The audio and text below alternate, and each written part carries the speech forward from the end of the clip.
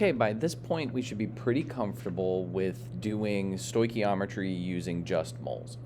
Now, what do we do if we're given the mass of the items and not the moles? Well, the only step that we have to add here is to convert the grams we're given into moles so we can place it on our table. So let's do what we always do. Let's read the problem and figure out what we have and what we want. So how many grams? So I'm already starting off right there. So how many grams? This is what I'm looking for. Are formed, so of aluminum bromide, are formed in the reaction of aluminum and hydrogen if you have excess aluminum, so they're giving me excess aluminum, and 121 grams of HBr. Now remember, excess just means I have a lot of it. I have enough. I have a closet full. It doesn't matter because I'm not going to use it all up. So in this case, we could just put an XS here. That's it. Just put an XS there means I will never run out of it. It's not a problem. However, they do give me 121 grams of HBr. Now, HBr has a molar mass of 80.91 grams for every 1 mole. You will have to calculate your molar mass to move forward. In this case, I just grabbed mine from another one. If you need help looking up how to find molar mass, there's a video for that on the channel as well. So we need to convert this. So we have our 121 grams of HBr. Place that over 1 like we always do. And our goal is to cancel these out. So for every 80.91 grams of that HBr, I have 1 mole. So when we plug this into our calculator, 121 divided by 80.91 is going to give me about 1.5 moles of HBr. Now, that's our starting point. So now I have to put this on the table. So I have my 1.5 moles of HBr, because that's what I'm starting with. That's what I pulled out of the closet. That's what I have. And I'm going to use it all up. So I have enough aluminum. I have plenty of this. So we're going to use all of this up, which means I'm going to subtract it all, right? My inventory here. And then I'm going to have none left afterwards. Now, when we look at our question, it's not asking about aluminum at all, and it's also not asking about hydrogen at all. We just solved everything for HBr, and it's asking us how many grams of aluminum bromide do we have. So aluminum bromide, in this case, we want to ask the question, how much do we start with? Well, if I haven't made anything with these ingredients, I don't have anything just yet, so that's our first part. And now I want to know how much can I make with that 1.5 moles. So I have to use the moles up here just like we did before to figure this out. So if I have 1.5 moles of HBr,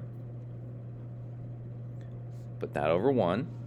Now we can use our coefficients in our equation. So for every 6 moles of HBr, I am going to use 2 moles or make 2 moles of HBr3. And that is, so it's a third of 1/5, so that's 5 moles, right,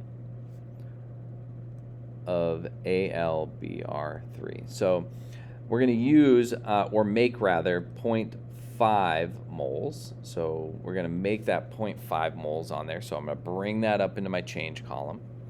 And then last but not least, I want to know how many grams of this I can make. So I'm not done yet. I still have one more conversion to do, and I need to find that molar mass. So the molar mass of aluminum bromide is 266.66 grams for every mole.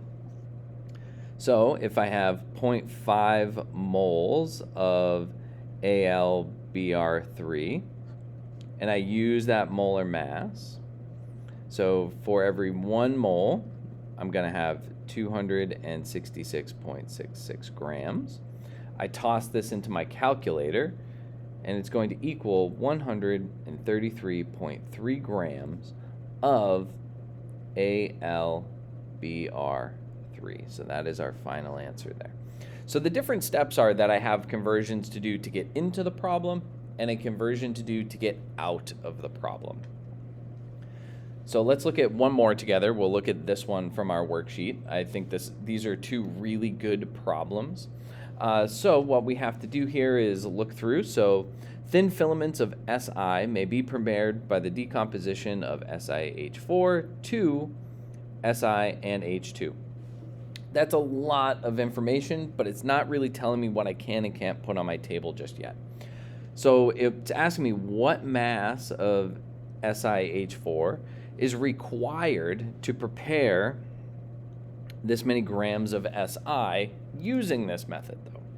So now I know what I want to find out is how much do I need? I need a certain amount of this SiH4 to prepare this amount. Now I cannot put grams on this table, so I'll just say that again, no grams on the table. And I know at the very beginning of this, I'm not gonna have any Si from the start. I'm gonna make it. So I went to my cabinet, I didn't have any, I gotta make some, right? So that's what we're doing and that's what we're looking for. So I have to convert this 0.2173 grams of Si using its molar mass. So the molar mass of Si is 28.09 grams for every mole. So for every 28.09 grams, I will have 1 mole. That's going to equal out to be about 0.0078 moles of Si. So that means that's what I'm making. That's what I'm going to end with. So that means what happened in this change column? Well, I definitely added some because I can only add and subtract in that change column. So now I have to go back and start to look at this problem again. So now let's do our conversion here. So same as before, 0.0078 moles of Si. Now we use our coefficients. For every 1 mole of Si, I'm going to have 1 mole of SiH4. So these numbers are coming from these coefficients, just like before. Now, obviously, 0.0078 times or divided by 1 is still the same. So 0.0078 moles of SiH4, which means I'm going to have this removed from whatever amount was there, right? So we can assume if I use it all, that that's also what I started with. So we can make that assumption. Now, if I have this 0.0078 moles of SiH4, I'm still not done because it's asking for what mass, and we measure mass in grams. So I need to use that molar mass one more time. So the molar mass of SiH4 is 32.13 grams for every 1 mole. So we can use this again, right? And remember, this is for every 1 mole of SiH4, that is going to have a mass of 32.13 grams, right? So now we can push this a little bit further, plug it into my calculator. I'm going to get 0.25 grams of SiH4. So the only thing that changes with our mass to mass stoichiometry is that one extra step. I have to convert it. I have to convert those grams to moles, and then when I find out how many moles I have to take those moles to grams. And that's the difference. That's the only other step that we're going to have. Now, when we look at limiting reactants, there'll be one additional step on top of that, but so far, we're really doing a very similar process through the whole thing. We're using our molar mass conversions, but we're also using the same BCA table with our stoichiometry. All right, so if you have any questions, don't hesitate to ask. We'll talk to you soon. Bye.